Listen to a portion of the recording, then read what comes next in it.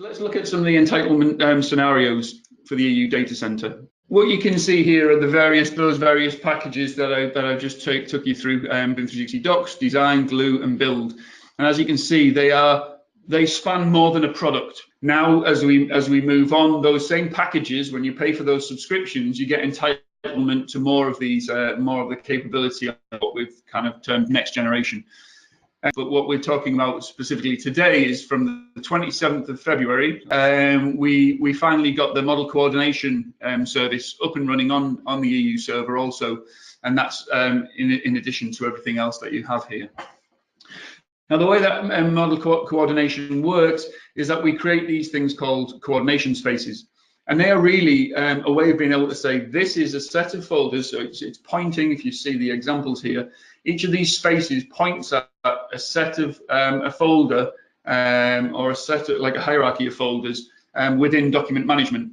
But the idea being that you can then, rather than creating different folders that are specific for coordination, you can say, actually, the data in these folders is the data that I want to coordinate. That allows you to kind of segment your project and who can access that. So as your users have permissions, so we kind of mirror the permissions in document management. Okay, so who's this kind of targeted at? The kind of main people that we're targeting at is that your general or your main contractors, and it's really their BIM and VDC teams. But also the intent is to be able to bring on trade contractors more and be able to bring them into the process, make it easier to kind of show them data. What we're kind of asking people to do is, here's a folder structure in Docs, upload your data here, and then with model coordination, we have it orchestrated to automatically detect the clashes between them. And so that automation of the clashes means that they can immediately see, by just uploading their data into a particular folder, they can then see, we will show them where their model is clashing with others. And they can obviously then act upon that.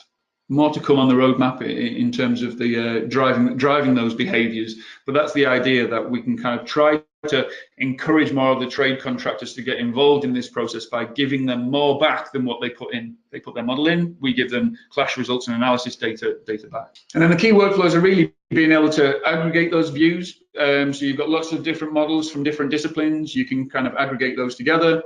We're running the clash detection, so you can see where things are hard clash checking at the moment.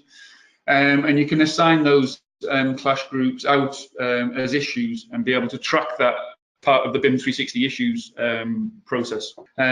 So the key benefits really are around kind of that more proactive engagement of trade partners in the process.